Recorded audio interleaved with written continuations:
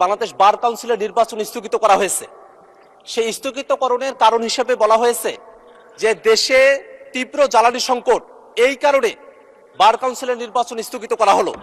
উনি দুইটি বিষয় বলেছেন, pandemic and act of God. যেটা আনেননি সেটা হলো for any other reasonable cause, আইনের মধ্যে আছে, ওই পার্টটা উনি আনেননি। যতটুকু ওই একটা কবিতায় পড়েছিলাম, তুমি সব বুঝো মানি, যতটুকু বুঝো না ততটুকুই আমি। আমরা একটা নোটিশ পেয়েছি যে বাংলাদেশ বার কাউন্সিলের নির্বাচন স্থগিত করা হয়েছে। সেই স্থগিতকরণের কারণ হিসেবে বলা হয়েছে যে দেশে তীব্র জ্বালানি সংকট, এই কারণে বার কাউন্সিলের নির্বাচন স্থগিত করা হলো। মাননীয় স্পিকার, এখানে দুই ধরনের বিষয় রয়েছে। এক, এটা একটা সংবিধিবদ্ধ প্রতিষ্ঠান যেটার সাথে আইন মন্ত্রণালয়ের একটা সংযোগ আছে, আবার জ্বালানি মন্ত্রণালয় তাদের একটা কজ দেখিয়ে নির্বাচনটাকে স্থগিত করা হয়েছে। মাননীয় স্পিকার, আপনি জেনে থাকবেন যে দি বাংলাদেশ লিগাল প্র্যাকটিশনার্স এবং বার কাউন্সিল অর্ডারের বিধান অনুযায়ী 3 বছর অন্তর অন্তর নির্বাচন হওয়ার কথা।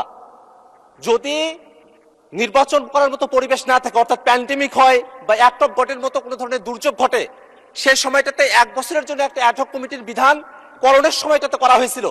কিন্তু অন্তর্বর্তীকালীন সরকার গঠন করার পরে সেই জায়গাটাতে কোনো অ্যাক্ট অফ গড বা প্যান্ডেমিক না থাকা সত্ত্বেও নির্বাচন না দিয়ে তখন একটা অ্যাডহক কমিটি করা হয়। সেই অ্যাডহক কমিটিটা এখনো পর্যন্ত চলমান রয়েছে। সেই অ্যাডহক কমিটি থেকে একটা গণতান্ত্রিক যাত্রায় উত্তরণের জন্য একটা নির্বাচনের সময়সীমা ঘোষণা করা হয়েছিল যে 19শে মেতে নির্বাচনটা অনুষ্ঠিত হবে। কিন্তু গতকাল মধ্যরাতে হঠাৎ করেই সেই নির্বাচনটা স্থগিত ঘোষণা করা হলো। প্রশ্ন হলো, আমরা যখন সংসদে জ্বালানি সংকটের কথা বলছি, মাননীয় সদস্য, আপনার মূল বক্তব্যটা বুঝতে পেরেছি। এটা কার্য বিবরণীতে আনার জন্য ভালো হবে, রেকর্ড থাকবে। আপনি দয়া করে একটা নোটিশ প্রদান করুন, এই বিষয়টা অ্যাড্রেস করবে, তখন মাননীয় আইনমন্ত্রী বক্তব্য রাখতে পারবে। সেটা হলো, আমরা যখন সংসদে জ্বালানি সংকটের কথা বলি, সরকার দলের তরফ থেকে জ্বালানি সংকট নাই এই কথা বলা হয়, আবার সরকারি একটা প্রতিষ্ঠান তারা নির্বাচন স্থগিত করছে জ্বালানি সংকটের কথা বলে। এই জায়গাটাতে একটা সিদ্ধান্ত আসা প্রয়োজন। আসলে কি জ্বালানি সংকটের ইস্যু, নাকি একটা গণতান্ত্রিক প্রতিষ্ঠানকে দলীয়করণ রাখা হবে, সেইটা মূল ইস্যু? এই দুটা বিষয়ে একটা সিদ্ধান্ত আসা প্রয়োজন। মাননীয় স্পিকার, আমরা নোটিশ নিয়ে আসব, কিন্তু যেহেতু আজকে জ্বালানি মন্ত্রী উপস্থিত আছেন, আইনমন্ত্রী উপস্থিত আছেন, আপনি চাইলে তাদের থেকে এই বিষয়ে একটা সুরাহা, একটা তাদের বিবৃতি আপনি তাদেরকে দেওয়ার জন্য আপনি আহ্বান করতে পারেন। মাননীয় স্পিকার, আপনাকে ধন্যবাদ। ধন্যবাদ মাননীয় সদস্য। আমার মনে হয় মাননীয় আইনমন্ত্রী বিষয়ে অ্যাড্রেস করতে চান। দয়া করে মাননীয় আইনমন্ত্রীকে মাইকটা দিবেন প্লিজ। মাননীয় স্পিকার, আপনাকে ধন্যবাদ। আপনার মাধ্যমে মাননীয় সদস্যকেও ধন্যবাদ যে উনি একটি অতি গুরুত্বপূর্ণ ইস্যু আপনাদের সামনে এনেছেন। উনি দুইটি বিষয় বলেছেন, pandemic and act of god.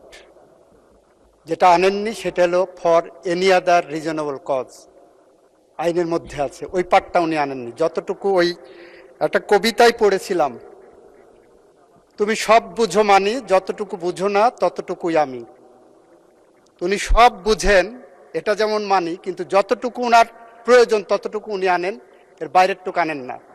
অবশ্যই সংসদের, অবশ্যই নির্বাচনে যাওয়ার জন্যই এই 8 সপ্তাহ বা 7 সপ্তাহ 8 সপ্তাহ সরকার দায়িত্ব গ্রহণের পরে, গত 18 মাসে যখন নির্বাচন হয়নি, আমরা দায়িত্ব গ্রহণ করার পরেই বার কাউন্সিলের নির্বাচন উদ্যোগ গ্রহণ করেছি। এবং সেই ব্যাপারে বার কাউন্সিল একটি স্বায়ত্তশাসিত প্রতিষ্ঠান, আপনি জানেন, তারা স্বকীয়ভাবে স্বাধীনভাবে সিদ্ধান্ত নেন। মাননীয় স্পিকার, বার কাউন্সিলের উনি যে কথাটা বললেন জ্বালানি মন্ত্রণালয়কে টেনে এনে শুধুমাত্র একটা কারণে, সেই প্রেস রিলিজ আমিও পড়েছি, আমার নোটিশেও এসেছে।